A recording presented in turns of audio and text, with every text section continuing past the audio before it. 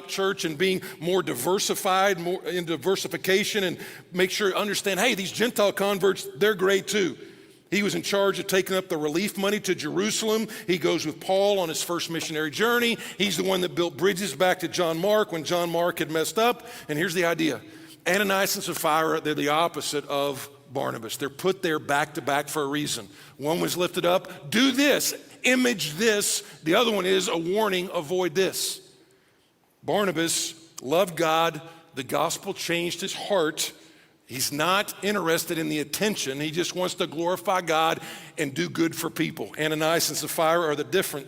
They used God. Their heart was not changed. They wanted attention. They wanted the glory for themselves. So let's get down to where we are. To be as blunt as I can, what you and I both do with our money shows us at least three things. It shows us what I love most.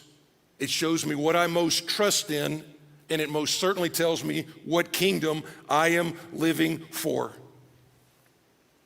We can fake all the other stuff. We can sing the songs, we can read the Bible, we can teach the studies, we can even memorize the verses. But over and over again, what Jesus said is this. It's like, you want to know a real good barometer of where you are? Then look at the way that you and I actually spend what God puts into our hands. And to put it in a collective way, Christians should be we should have the most eye-popping generosity that the world has ever seen. Not just a little bit more generous. We are a little bit more generous. We're like 2.5% compared to a non-Christian. It's like 1.8%. But that does not scream, you know what, man, those people are generous. So we don't want just a little more generosity, a little more kindness, a little nicer. No, we're talking about eye-popping, attention-getting, this is for God's glory kind of generosity. And again, we know this to be true in every other area of our life. What I love, I'm going to support. I mean, let me pick on dads for a second. Not dads, let me just pick on a hypothetical dad. If I'm talking to a dad and the dad's like, man, I love my family. I love my family. I want you to meet him. I'm going to bring you over. And you go over to his house. And he starts to show you all this stuff, man.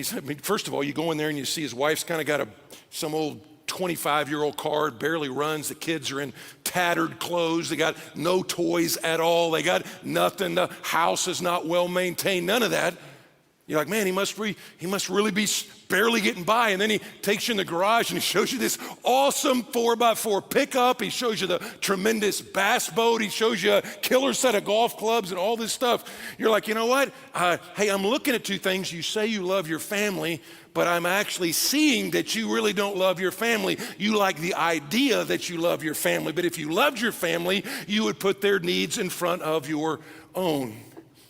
And so Jesus' core teaching reinforces this when he says, actually in a couple of different parables, he says, no one can serve two masters. Either you will hate the one and love the other, or you will be devoted to the one and despise the other. In the synopsis verses, you cannot serve both God and money. Again, that's the only thing he says that about. He says you cannot, it's impossibility to serve both God and money because you'll love one and despise the other. So here's the deal. Both God and money are going to play a role in our life. And what he says is only one can be preeminent. Only one can be on top. Only one can be in first place. And that's the one you're going to trust in. That's the one you're going to love. That's the one you're going to be devoted to. And so you and I have to ask a question, which one is it? Which one is it? Now, I'll close with this. I've never, ever had anybody ever in a counseling session confess that their sin they're struggling with is greed. I've never had that. I've had every other sin imaginable. Some you can't imagine. Never had anybody go, you know what, Pastor, I tell you what I'm really struggling with. I'm really struggling with greed. Never had that. Why? Because both greed and generosity, they're subjective. They're kind of a moving target. So let me try to give you two things that you can try to break the cycle and take at least one step toward saying, you know what, God was generous with me, I want to be generous with other people. First word I would just put down is just, again, and you pick it. For 1 month, 1 quarter, you, maybe your family, but just say, hey, We don't know where we are, if we're generous or not, but just pick a percentage. And the reason a percentage is good is because we're in all different income brackets. Everybody's got an income. So a dollar figure is not nearly as helpful as saying 1%, 5%, 10%, whatever. Take 1, 5, 10, whatever it is for you. Say, you know what, for 1 month, 1 quarter, we're going to take this and we're going to give it to somebody that preaches the gospel, some organization. And again, if you're watching online from Ohio or somewhere else, man, find a gospel teaching church and make sure that they're the ones that are the recipients of that. But just for one month, 1 quarter, say, I'm going to pick the percentage because this is a blind spot. And it's a self-grading test. I used to love those in school. You pick the percentage.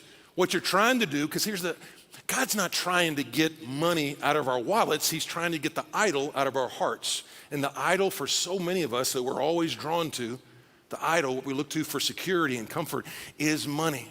And so try to figure out a way. I'm going to do this. We're going to 1%. We're just going to take a baby step. But I'll be a little more blunt with this next one. And I would say, and one of the easiest ways you can begin to chip toward generosity, chip away on greed, is literally sponsor a compassion child today.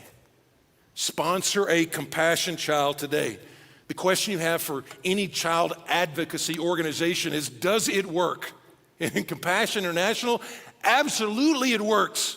Works absolutely. I do not know, again, how they do it. For $38 a month, feed, educate, share the gospel. The first 300 children that Biltmore Church sponsors today, by the way, are going to be from the new child development centers that through your generosity we built down there. So the first 300 of them are going to be from that. If we go over that, it'll still stay in Ecuador. But here's what you got to imagine. Imagine if that's your child. Imagine if you've got a child and you work hard, but because the people that they're not lazy, they work super hard. It's just not enough. It's just not enough. But imagine if that was your child, and you'd be praying, dear God, help us survive. Now, what we typically do at our church is on a day when we talk about compassion, is there'll be packets of children, and you'll be able to go to a table and you'll look and you're like, oh, they have my birthday, or she reminds me of my daughter, or my son picked that young man off the table, whatever that is. And because of COVID and safety and all that stuff, here it'll be a text, all right? It'll be a text, a sponsor platform. Trust God is going to pick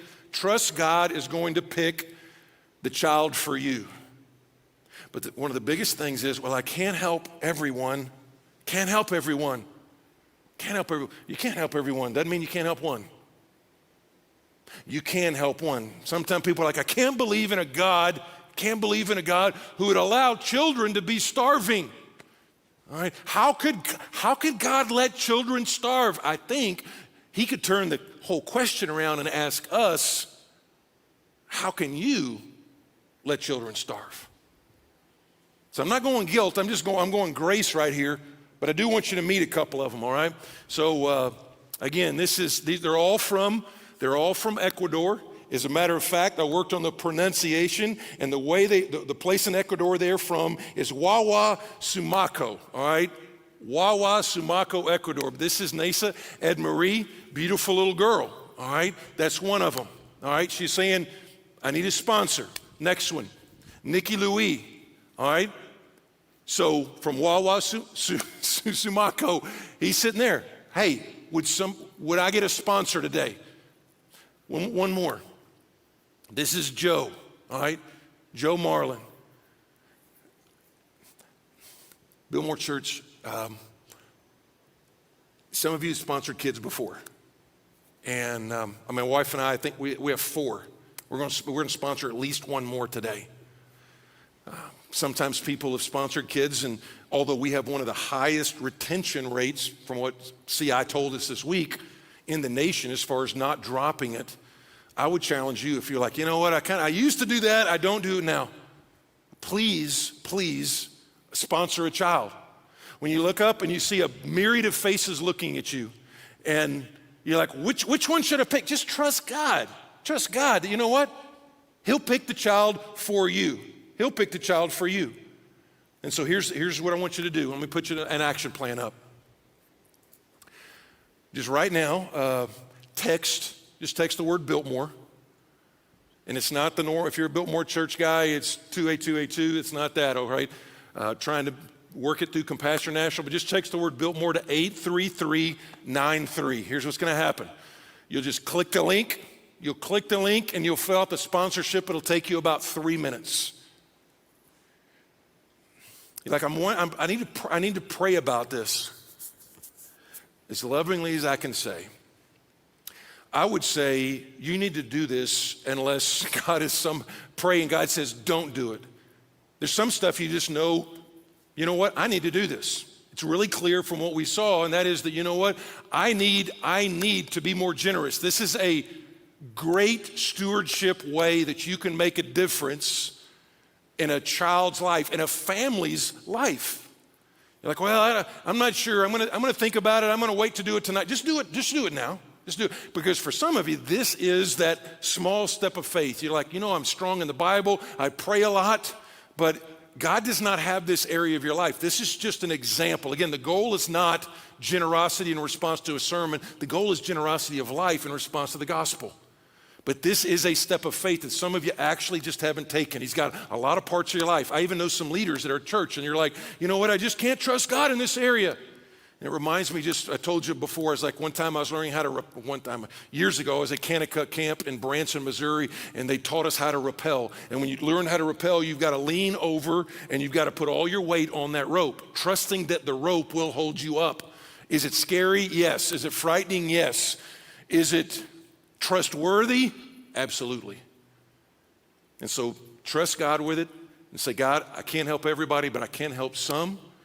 And, we thought about I'm going to play some song that's going to like stir your feelings. It's kind of like those commercials about, what is it, Sarah McLachlan. It's like, hey, rescue an animal. And man, I'm all for rescuing animals. But hey, listen, kids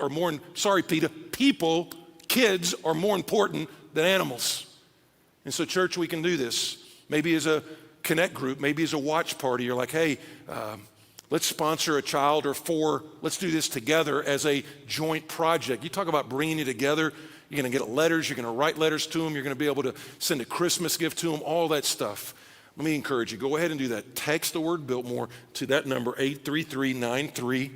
And what that'll do is that'll get you in the loop where you begin to sponsor a child who you might or might not ever see down here, but could very well welcome you when you arrive into heaven, okay? So I'm going to pray, and let's do that today. Let's get those 300 or 400 children. Let's get them sponsored today, okay? I love you. Father, thank you for your generosity to us in the gospel. And my simple prayer is that as a church, we would respond and just show in a small way that we are going deep in understanding the generosity you showed toward us when you lived the life we were supposed to live and then died instead of us. God, I pray for people that are watching, if they've never taken that first step of faith to say, I want to embrace the generosity of God when Jesus died on the cross. I pray that right now with their head bowed, whether in their living room, their bedroom, in a coffee shop, wherever they are, that they would say, you know what, I want to know Jesus. I want to know the reality that Jesus paid it all, that my sin debt can be washed away. I can have a fresh slate. I can have a relationship with the God who loves me and created me. And I pray right now they would say, you know what Jesus did on the cross counted for me. And they would embrace you by faith. God, I pray for the disciples of Jesus that have embraced you by faith already, that a watching world would see a generation of Christians that are amazingly generous with our lives, with our resources, with our time, and whether they ever believe how we believe, God, that they would say, you know what, they believe it, and they live it out for the glory of God. And we pray it in Jesus' name, amen. Hey, thanks for joining us for Biltmore Church Online today. Hope you were challenged by today's message about living a life of generosity that flows out of the gospel. And maybe you're watching online today, you're sitting on your couch, wherever you're watching from, and you've heard all this stuff about generosity, about compassion, but you don't think it's to you. Let me just clarify. We want you to be a part wherever you are watching from.